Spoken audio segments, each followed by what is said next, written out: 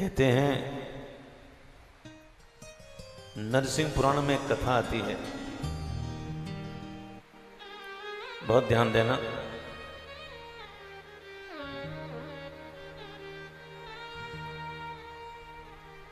एक बार की बात, नारद जी के मन में आया कि अपने शिष्य को देखने के लिए जाना चाहिए।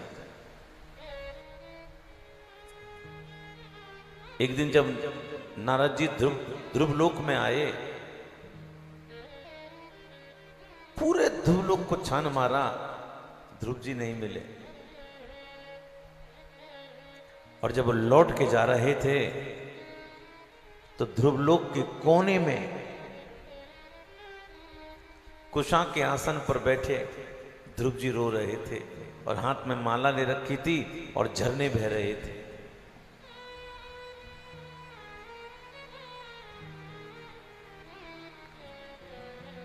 गुरु जी को देखकर साष्टांग प्रणाम किया। ध्यान दो,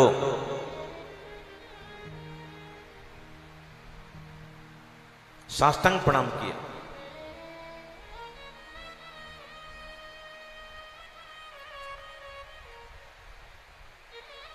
गुरु जी ने कहा, बेटा क्या बात है, क्यों रो रहे हो? ध्रुव जी ने कहा, गुरु जी मुझसे बड़ी भारी भूल हो गई। बेटा क्या हो गया? गुरु जी मेरे पास मेरे आराध्य, मेरे ठाकुर मेरे सामने आए और मैंने अपने ठाकुर से उनको ना मांगकर इस ध्रुवलोक को मांग लिया। इस बात का दुख अफसोस मुझको जिंदगी भर रहेगा।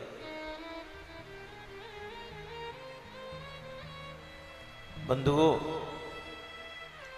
भगवान से भगवान को ही मांग लो।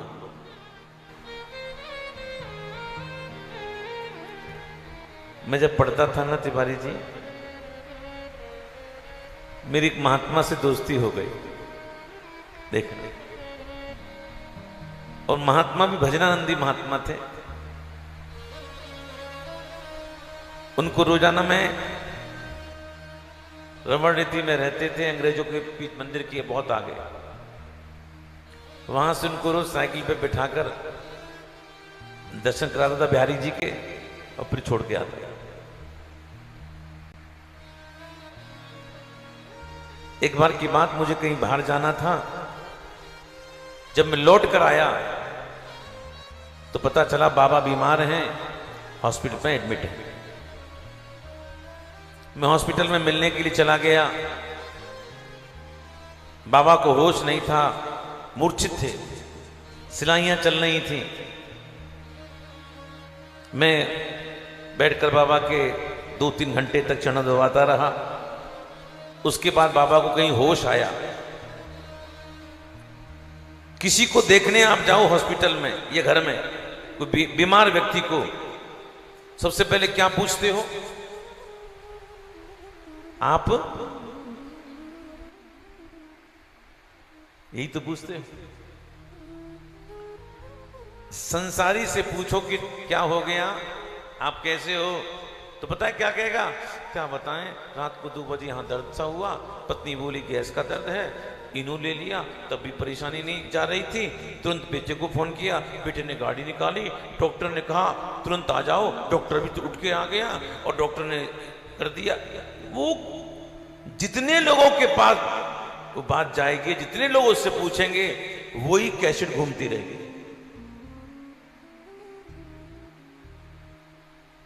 लेकिन जानते हो उस बाबा ने क्या कहा मुझसे? लाला, ठाकुर का भजन ठाकुर के लिए करो, बस इतनी बात बोलते थे। मुझसे कहते, लाला एक इच्छा रह गई मेरी, तेरी कथा नहीं सुन पाया मैं। अरे मैंने, बाबा ठीक हो जाओ फिर खूब कथा सुनाएंगे। मैं पढ़ता था उस समय। मैंने बाबा को हॉस्पिटल, हमारे यहाँ रामकृष्ण मिशन हॉस्पिटल है, स्वामी जी से प्रार्थना कर कर प्राइवेट वार्ड में उनको शिफ्ट कराया।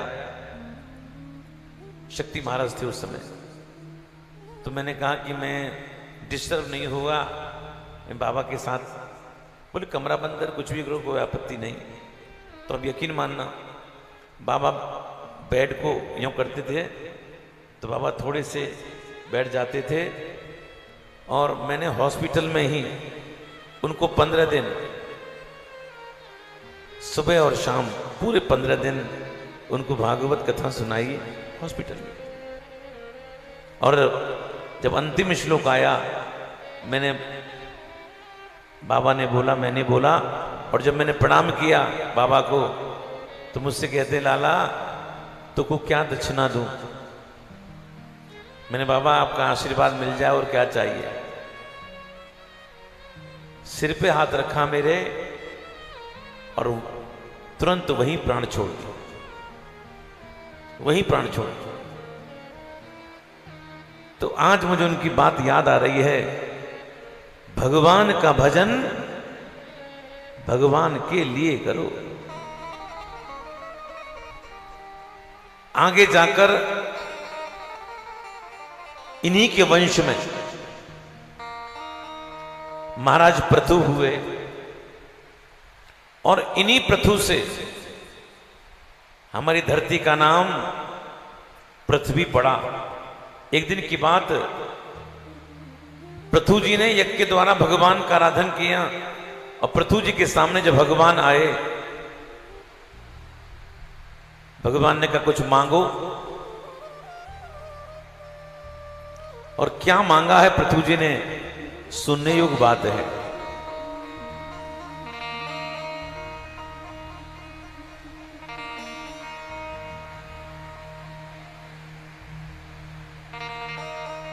ध्यान दो,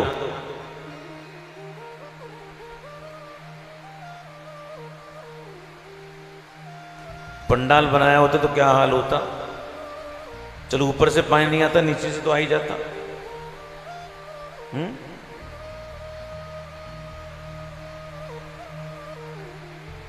मुझको याद आ गई एक बात,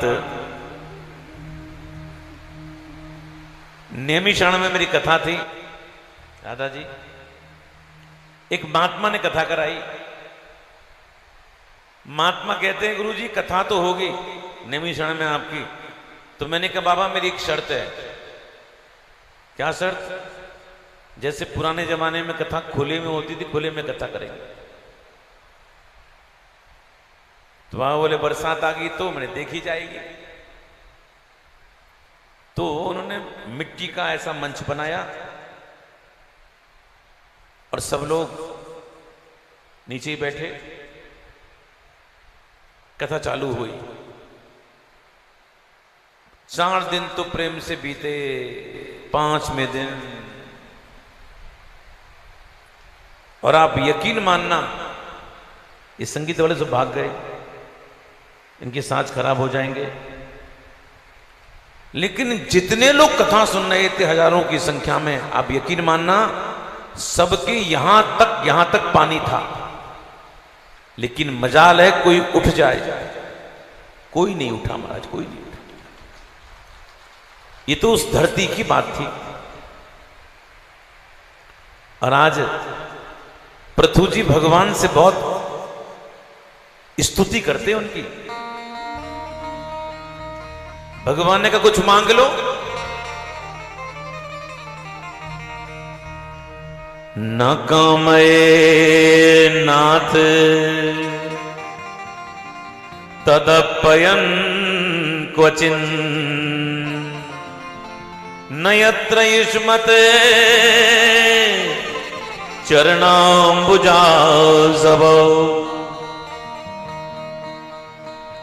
महत्तमांतर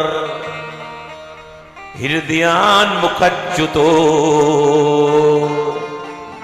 विधस्व कर्णा युतमेष्मे वरहो न कामये नाथ। देखो भागवत के हर श्लोक को हम अलग अलग रागों में गा सकते हैं, पर मजाल है कि श्लोक अशुद्ध हो जाए।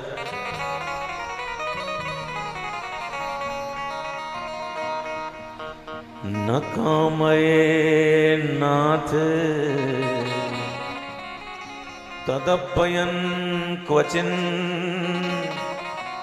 न यत्र युष्मते चरणाम्बुजासव। जिस चाहे उस राग में बोल सकते हो। भगवान ने कहा कुछ मांग लो। न कामये नाथ, मेरी कोई कामना नहीं है। मुक्ति ले लो, नहीं चाहिए।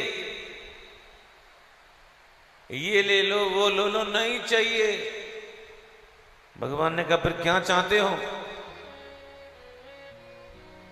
पृथु जी कहते मांग लो। हाँ प्रभु जी, मुझको एक शौक लग गया है। शौक समझते हो? शौक, आदत, हैबिट। मुझको एक शौक लग गया है। बोले क्या शौक लग गया है? बोले प्रभु मुझको सुनने का शौक लग गया है। क्या सुनने का शौक लग गया है? बोले मुझको कथा सुनने का शौक लग गया है। किसकी कथा? सेठ सेठानी की, राजा रानी की? अरे नहीं नहीं नहीं, मुझको तो प्रभु आपकी कथा सुनने का शौक लग गया है। किसके मुंह से? किसी ऐरे गहरे के मुंह से? बोले नहीं नहीं नहीं नहीं नहीं नहीं नहीं। महत मांतर हृदयान मुखच्युतो, ऐसे महात्मा के मुख से कथा सुनने का शौक लग गया है जिसके मुख से कथा च्युत होती है। च्युत माने कथा दौड़ती है। देखो जो कथा रट के कही जाती है ना, वो तो बुद्धि का अभ्यास है। और उस कथा से किसी का भला नहीं होना। कथा कौन सी अच्छी होती है? जो कथा दौड़ती हुई आती है और कथा स्वयं कहती है मुझको कहो, मुझको कहो, मुझको कहो। जो दौड़ती हुई कथा आती है, ऐसे महात्माओं के मुख से कथा सुनने का शौक लग गया है। तो फिर परेशानी क्या है? बोलो प्रभु आपने मुझको 2 कान दिए हैं। भगवान ने कहा सबको ही दिए हैं। बोले प्रभु 2 कान से कथा सुनते सुनते है ना तृप्ति मिल जाती है, तृप्ति मिल जाती है। तो बोले फिर क्या चाहते हो? बोले प्रभु मुझको मेरे इन कानों में आप 10,000 कानों की शक्ति प्रदान कर दो, जिससे निरंतर निरंतर मैं कथा का पान करता रहूंगा। और भगवान ने भक्ति का आशीर्वाद दिया। कथा आगे बढ़ती है। मनु जी के दूसरे पुत्र प्रियव्रत, जिनका मन पहले गद्दी पर बैठने पर नहीं लगा, नहीं लगा, ब्रह्मा के समझाने पर गद्दी पर बैठ जाते हैं और आगे जाकर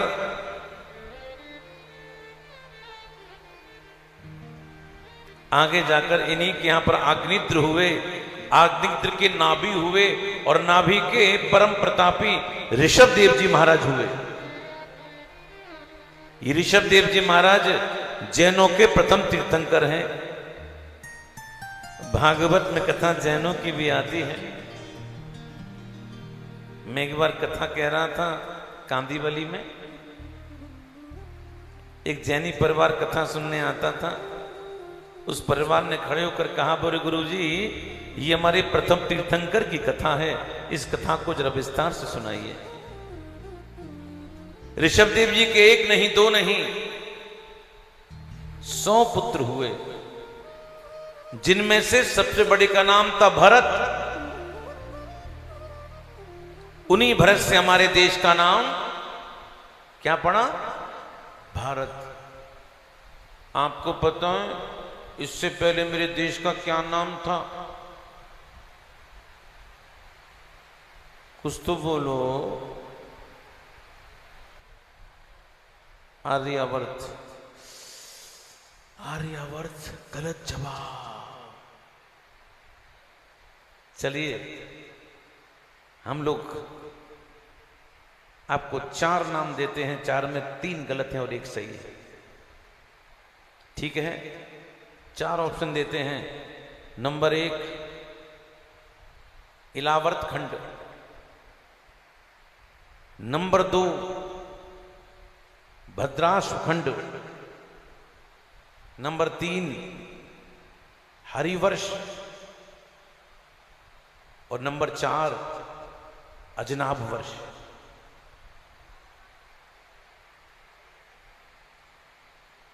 बंधुओं, आप चाहें तो प्रश्न बदल भी सकता हूं। अगर आपको फोन करना पड़े तो किसको फोन करेंगे? अच्छा, मुझे ही करेंगे। ठीक, चलिए आज तो हमारे बीच एक्सपर्ट भी बैठे हुए हैं, 2 है ना। चाहें तो आप इनकी सलाह भी ले सकते हैं, है ना। ये आपको बहुत आगे तक पहुंचा सकते हैं। बंबई से आए हैं, बहुत सेवा भावी हैं और सेवा बहुत करती हैं। राधा जी आपके साथ में हैं, वो भी मोटिवेशनल स्पीकर जैसा मुझे बताया। चलिए महाशय, अगर आपने कहा होता इलावर्त खंड तो गलत होता। अगर आपने कहा होता भद्राश्व खंड, वो भी गलत होता। आपने कहा होता हरिवर्ष, अगर आपने कहा होता हरिवर्ष तो ये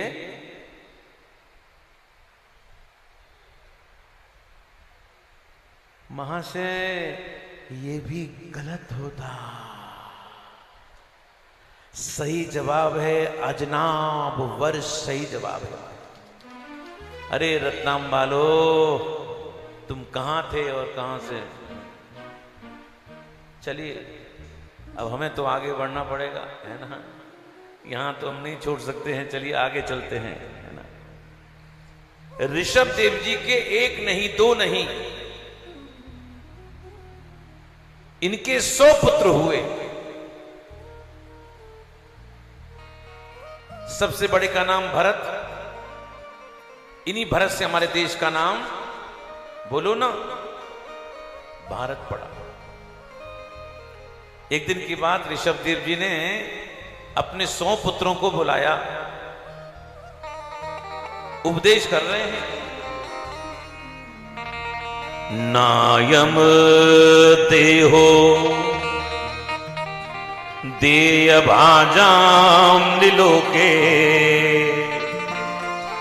कष्टान कामान नरहते बिडभुजाम ये तपो दिव्यम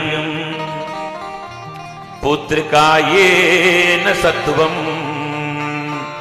शुद्धये तस्मात् ब्रह्म सौख्यम तुनंतम। हे मेरे पुत्रों, ये जो शरीर है ना, ये शरीर भोग करने के लिए नहीं है। इस शरीर से भोग तो कुकर सुकर भी करते हैं। इस शरीर से क्या करना चाहिए? तपो दिव्यम, इस शरीर से तप करना चाहिए।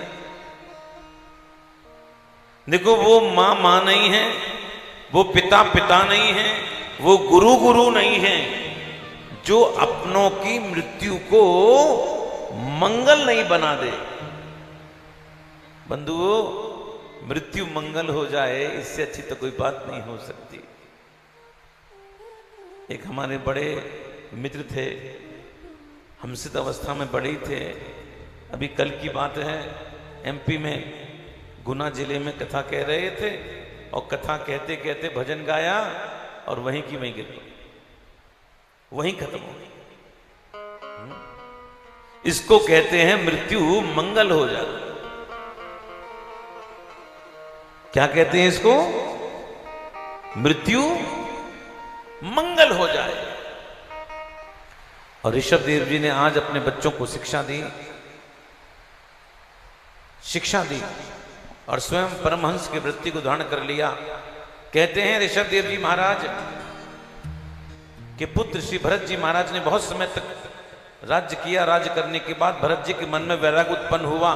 भरत जी ने क्या किया? आप 9 भाइयों को 9 खंडों का अधिपति बनाया। ध्यान दो, 9 खंडों का अधिपति बनाया। 81 ब्राह्मण हो गए। जो 9 बचे वही नवयुगेश्वर कहलाए, जिनकी कथा 11वें स्कंद में आती है। खगोल का वर्णन आता है, भूगोल का वर्णन आता है। 28 प्रकार के नरकों का वर्णन भागवत जी में आता है। लेकिन आपसे एक बात कहूं, कितने प्रेम से कथा सुन रहे हो आप लोग, वो भी सावन के महीने में। और कम से कम सावन के महीने में कथा सुन रहे हो और मैं यहां बैठकर नरक की चर्चा करूं? नको बाबा, नहीं करूंगा। और सुन लो, जितने लोग हमारी कथा सुन रहे हैं ना, आप में से कोई नरक में नहीं जाएगा। बोलो राधे राधे। जब नरक में जाना ही नहीं है तो उसकी चर्चा, आप में से कोई नरक में नहीं जाएगा। कथा के बाद हमसे मिल लेना, कागज पे लिखकर।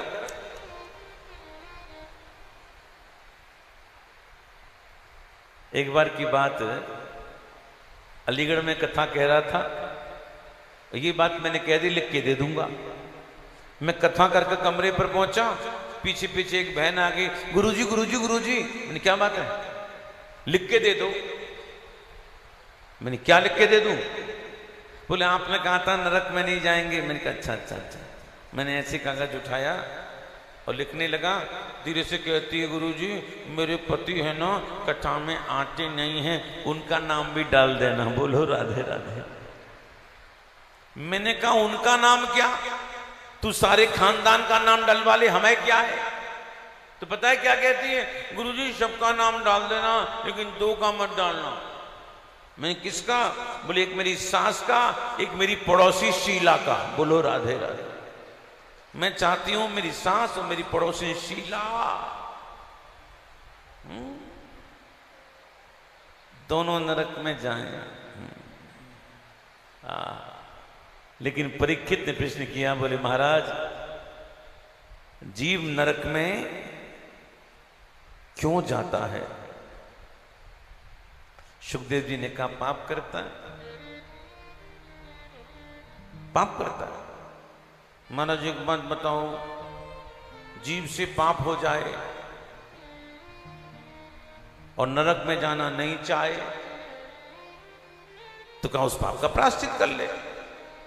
बोले महाराज एक बात बताओ, पहले तो पाप करें। कहा ठीक, फिर प्रायश्चित करें। बोले ठीक, फिर पाप फिर प्रायश्चित, फिर पाप फिर प्रायश्चित कर सकते हैं। ये सुनकर सुखदेव जी को हंसी आ गई।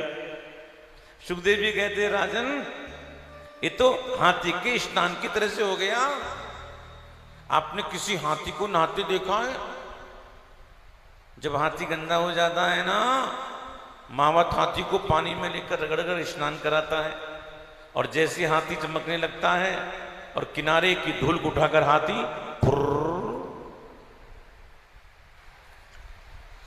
जीव पाप करे, प्रायश्चित करे, ये तो हाथी के स्नान की तरह से हो गया। परीक्षित ने कहा, बोले महाराज जीव नरक में नहीं जाए उसके लिए क्या करना पड़ेगा? सुखदेव जी ने कहा राजन, प्राण देने पड़ेंगे, कर्मकांड छोड़ना पड़ेगा, ठाकुर की सेवा करनी पड़ेगी और ठाकुर के चरणों में रहने वालों की सेवा करनी पड़ेगी। बोले हम तैयार हैं, हम तैयार हैं। और आज सुखदेव जी महाराज एक बहुत अच्छी बात कहते हैं, सर्कृन् मनो कृष्ण पादारविन्दयो निवेशितं तद गुणयागियैरिहो। सुखदेव जी कहते हैं, राजन, जिसने अपना मन एक बार ठाकुर के चरणों में लगा दिया, केवल एक बार, और जिसने ठाकुर की कथा का श्रवण कर लिया, उसको सपने में भी न यम के दूत, यमराज के दर्शन सपने में भी नहीं होते। इस संदर्भ में कथा आती है, एक थे ब्राह्मण जिनका नाम था अजामिल, बड़े अच्छे ब्राह्मण थे, शौच स्मार्त कर्मों को किया करते थे। जंगल में गए हैं संविधा लेने के लिए, क्या देखा, एक शूद्र दासी के साथ विहार कर रहा था। ये दृश्य को देखकर उसके मन में काम भावना जागृत हो गई। उसने अपनी पत्नी को निकाला और दासी को रखकर लालन पालन करने लगा। ब्राह्मणी पति था, दासी पति हो गया। किसके कारण? इन आंखों के कारण। इन आंखों को ज्यादा मत चलाया करो। आप लोग बहुत आंखें चला दी हो। कोई झूठ मूठ को इधर आ जाए ना, कौन आया, क्या लाया, कहां जा रहा है, क्या कर रहा है, तुम्हारी निगाह बहुत चलती रहती है। परमात्मा ने निगाह दी है ना, ठाकुर को देखो, और कान से कथा का, और देखो भैया हम तो वृंदावन वाले हैं। इन आंखों को, नैनों को लड़ाना है ना, तो भैया बिहारी जी से लड़ाओ, और किसी से लड़ाने की जरूरत, बोलो, थोड़ा थोड़ा झूम लो तो शायद बरसात थोड़ी कम हो जाए।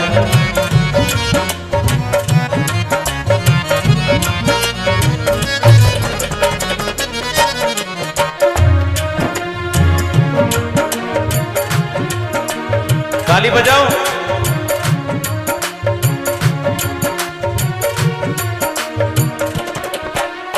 बांके बिहारी से, कुंज बिहारी से, बांके बिहारी से, कुंज बिहारी से, मेरे नैना लड़ गए, आए रे मेरे नैना लड़ गए हो, मेरे नैना लड़ गए, आए रे मेरे नैना लड़ गए।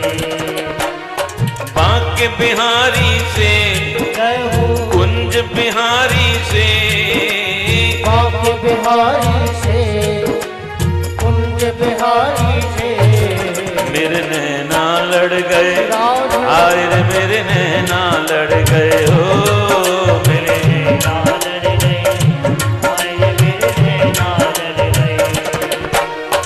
उन्हीं से नैना लड़ गए, उन्हीं से नैना लड़ गए, उन्हीं से नैना लड़ गए, वो तो लड़ गए, लड़ गए, लड़ गए। मेरे नैना लड़ गए, जय हो। आए रे मेरे नैना लड़ गए हो, मेरे नैना लड़ गए, आए रे मेरे नैना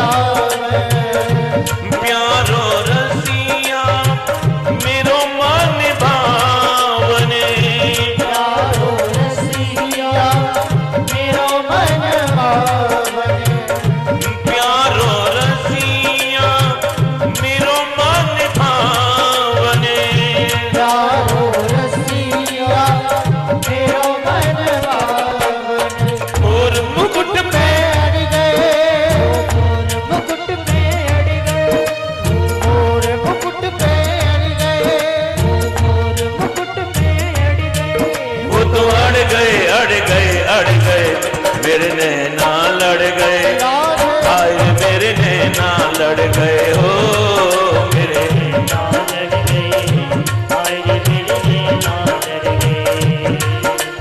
बांके बिहारी से, जय हो कुंज बिहारी से, बांके बिहारी से, कुंज बिहारी से, मेरे नैना लड़ गए, हाय रे मेरे नैना लड़ गए हो, मेरे नैना लड़ गए, हाय रे मेरे नैना लड़ गए। उन्हीं से नैना लड़ गए, उन्हीं से नैना लड़ गए, उन्हीं से नैना लड़ गए।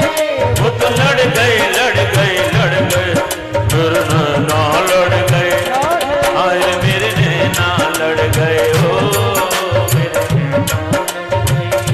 हाय रे मेरे नैना लड़ गए।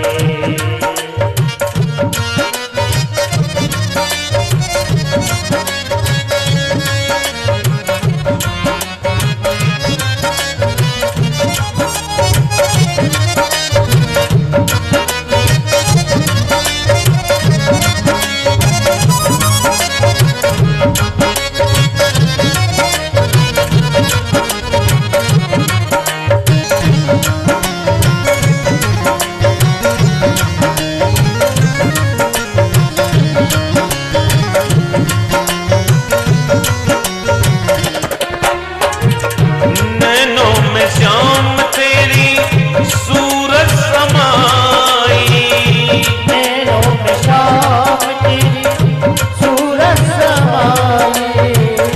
कैसे भूल जाऊं श्याम तेरी याद आई, कैसे भूल जाऊं शाम तेरी याद आई।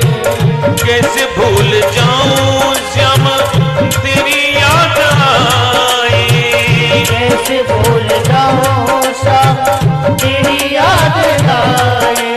बंसी के पीछे पड़ गए, इसके पीछे पड़ गए, इसके पीछे पड़ गए, वो तो पड़ गए पड़ गए पड़ गए, मेरे नैना लड़ गए, हाय रे मेरे नैना लड़ गए हो, नैना लड़ गए, हाय मेरे नैना लड़ गए।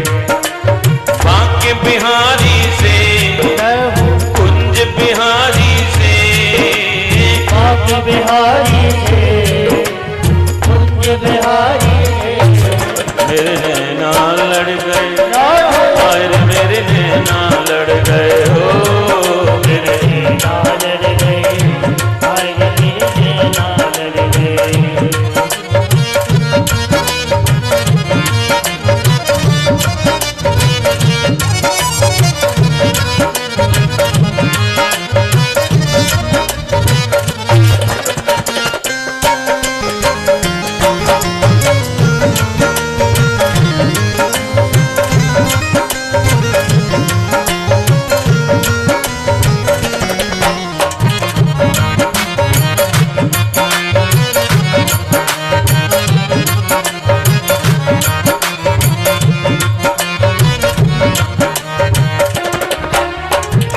ऐसा क्यों प्यारे श्याम मुझ पे जादू गेरे, ऐसा क्यों प्यारे श्याम मुझ पे जादू गेरे। मोटे मोटे नैना तेरे, छोटे नैना मेरे, मोटे मोटे नैना तेरे, छोटे नैना मेरे। मोटे मोटे नैना तेरे, छोटे नैना मेरे, मोटे मोटे नैना तेरे, छोटे नैना मेरे। फिर भी न जाने लड़ गए, फिर भी न जाने लड़ गए, फिर भी न जाने लड़ गए, फिर भी न जाने लड़ गए। वो तो लड़ गए लड़ गए लड़ गए, मेरे नैना लड़ गए, हाय रे मेरे नैना लड़ गए हो, नैना लड़ गए, हाय मेरे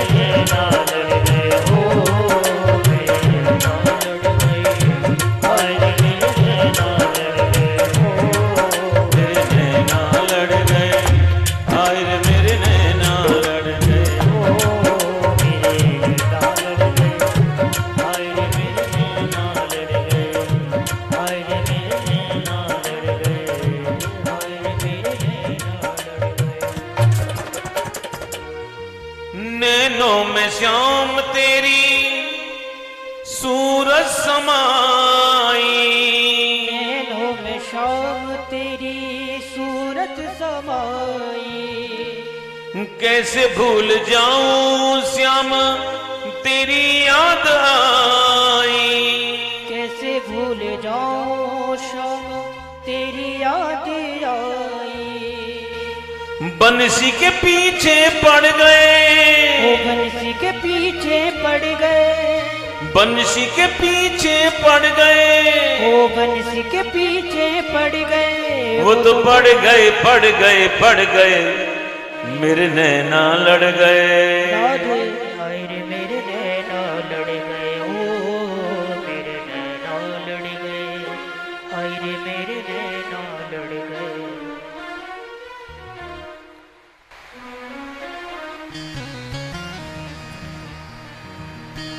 अजामिल की उस दासी से कई पुत्र हुए। सबसे छोटे का नाम था नारायण। अजामिल अपने छोटे बेटे में बहुत प्रेम करने लगा। आते जाते उठते बैठते, अरे बेटा नारायण कहाँ हो, देखो बेटा तुम्हारे लिए क्या लेकर आए हैं, बेटा ये खा लो वो खा लो। आते जाते नारायण नारायण करने लगा। भागवत जी कहती हैं अजामिल का अंतिम समय चल रहा था। यम के दूत आए और जैसे यमपास से बांधा ले जाने लगे, चिल्लाया अरे बेटा नारायण बचाओ। आकाश मार्ग से भगवान के पार्षद जा रहे थे, उनके हाथ में चक्र था, चक्र छोड़ दिया, यमपास काट दिया। दूतों ने कहा अपने से क्यों बचाया? अरे भाई इसने हमारे प्रभु को पुकारा, इनाम तो इसके बेटे का है, भले ही बेटे का नाम हो, इनाम तो हमारे प्रभु का है। अरे भाई ये तो पापी हैं। अरे पापी होगा, इसने प्रभु के नाम को ले लिया है, इसके पाप समाप्त हो गए।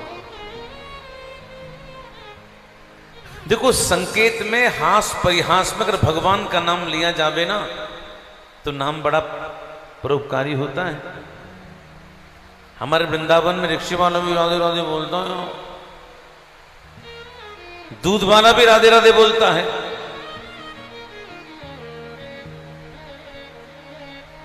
कैसे भी बोलो, हाव भाव से कैसे भी बोलो, नाम मंगलकारी होता है।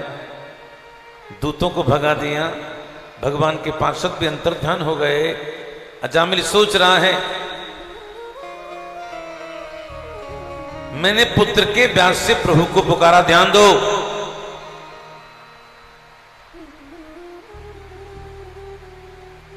अगर सच्चे दिल से मैं पुकारता तो मेरी क्या दशा होती। और आज अजामिल सच्चे दिल से, देखो इसको कहते हैं नामाभास।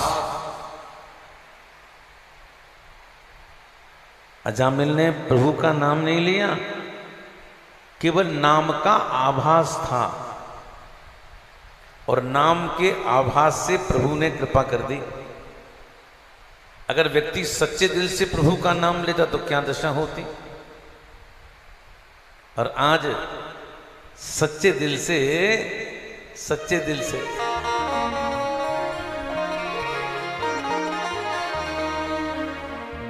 नाम भगवान का जो दिल से लिया करते हैं, नाम भगवान का जो दिल से लिया करते हैं, उन्हीं भक्तों को प्रभु प्यार किया करते हैं। उन्हीं भक्तों को प्रभु प्यार किया करते हैं। कहाँ भगवान कहाँ विप्र सुदामा देखो, कहाँ भगवान कहाँ विप्र सुदामा देखो, कर दिया पल में धनी दीन सुदामा देखो, कर दिया पल में धनी दीन सुदामा देखो। प्रभु दीनों पे प्रभु दीनों पे सब कुछ बार दिया करते हैं, प्रभु दीनों पे सब कुछ बार दिया करते हैं। उन्हीं भक्तों को प्रभु प्यार किया करते हैं, उन्हीं भक्तों को प्रभु प्यार किया करते हैं। नाम भगवान का जो दिल से लिया करते हैं, नाम भगवान का जो दिल से लिया करते हैं। उन्हीं भक्तों को प्रभु प्यार किया करते हैं। यम के दूत यमराज के पास में आए, सारी बात बताई।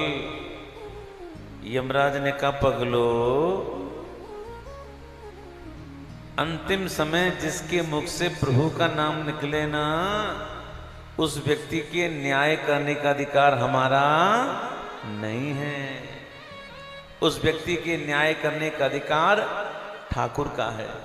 जो अंतिम समय मुख से ठाकुर का नाम निकले, उसको तुम प्रणाम कर कर चुपचाप चले आना।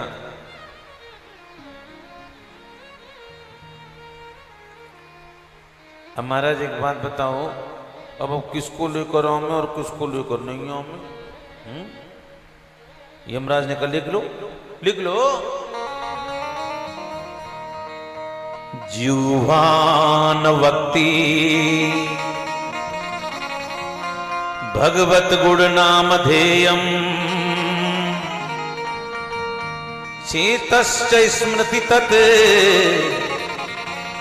चरणारविंदम,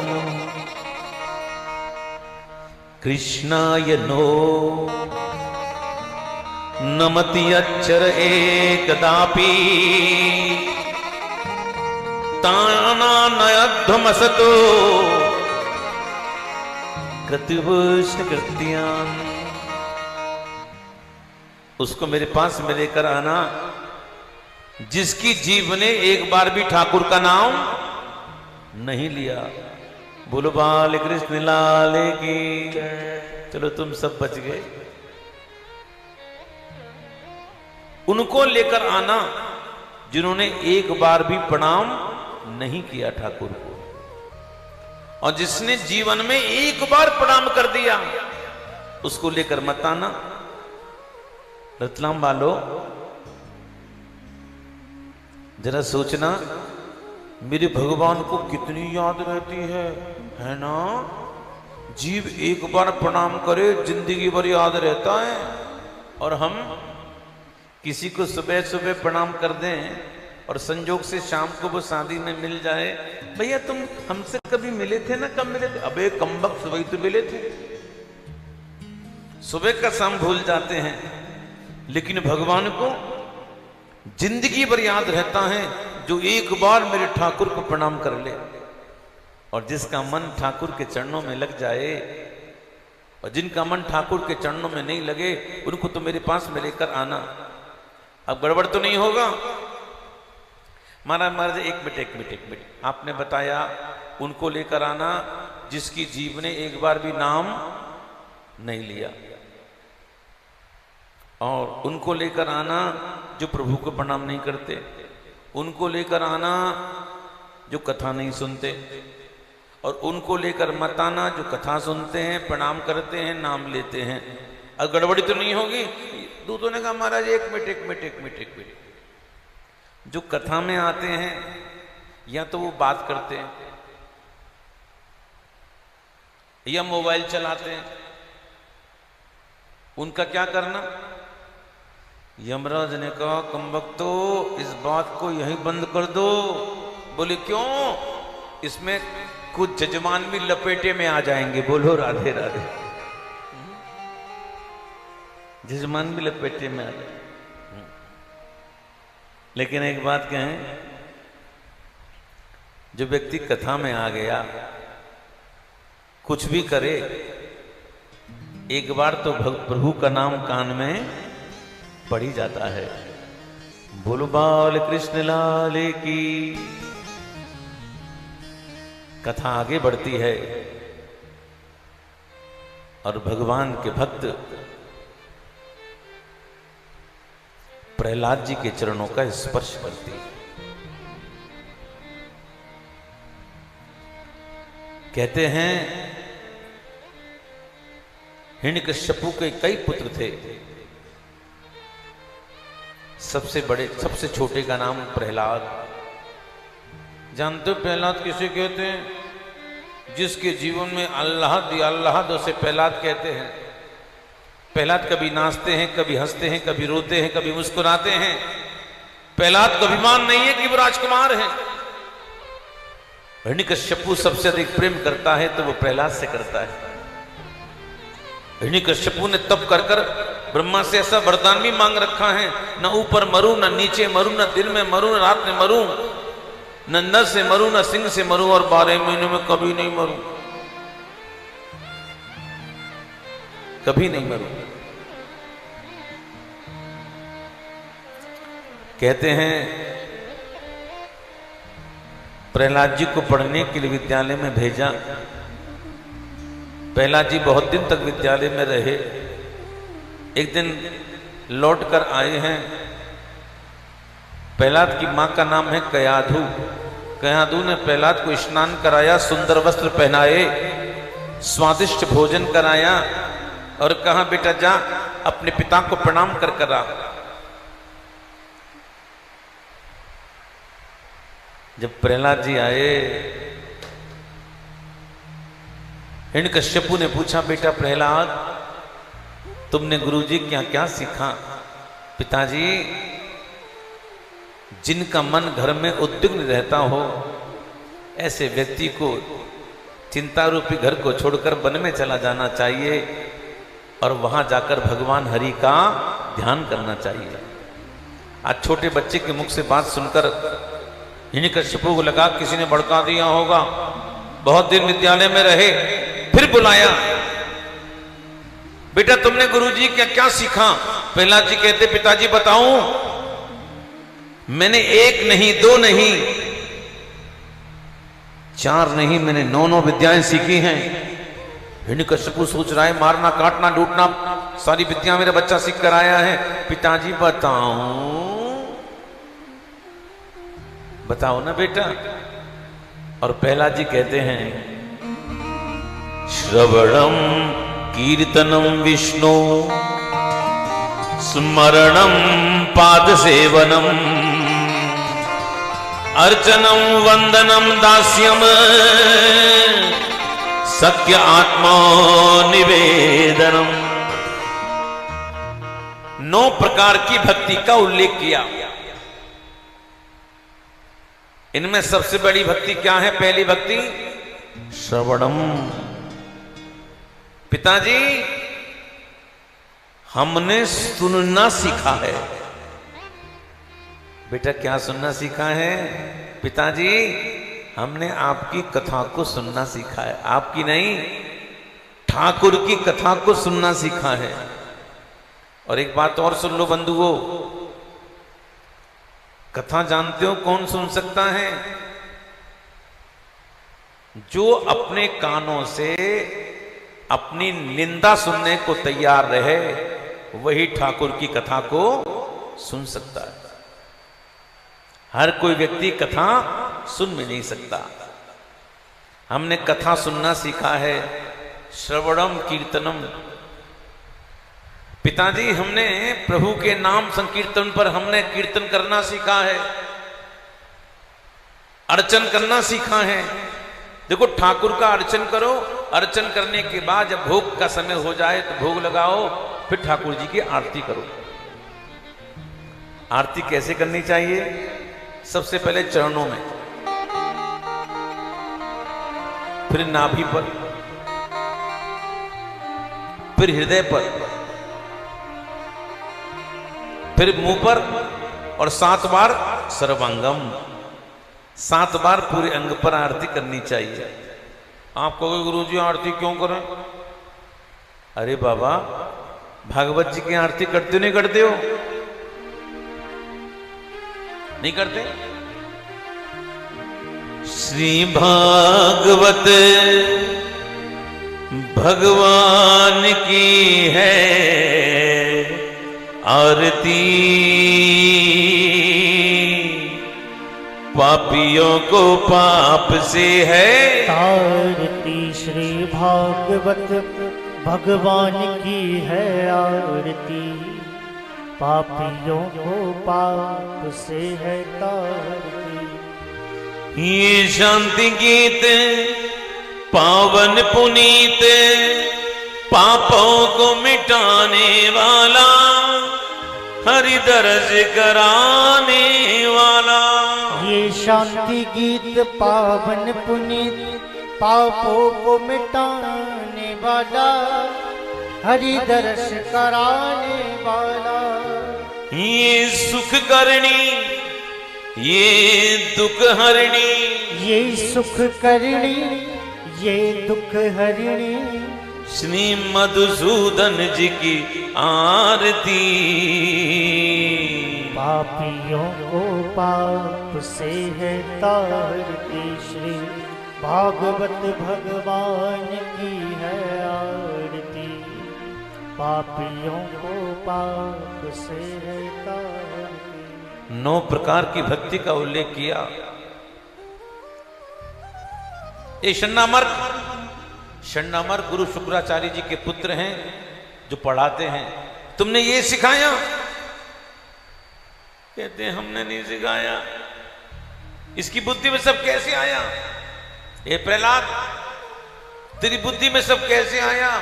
पिताजी के गुरुजी जीव की बुद्धि में कृष्ण नहीं आते, मेरी बुद्धि में अपने आप आते हैं। कैसे आते हैं?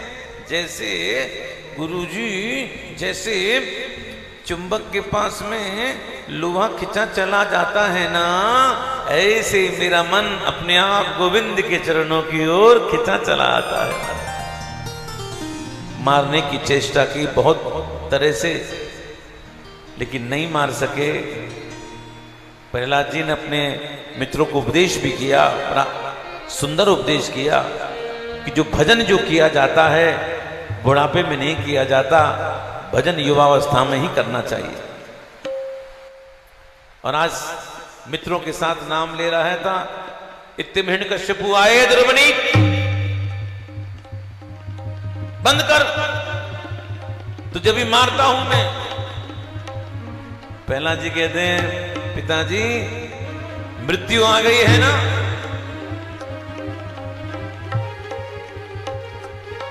मृत्यु आ गई है ना, तो मुझे कोई बचा सकता नहीं है, और मृत्यु नहीं आई तो मुझको कोई मार सकता नहीं है।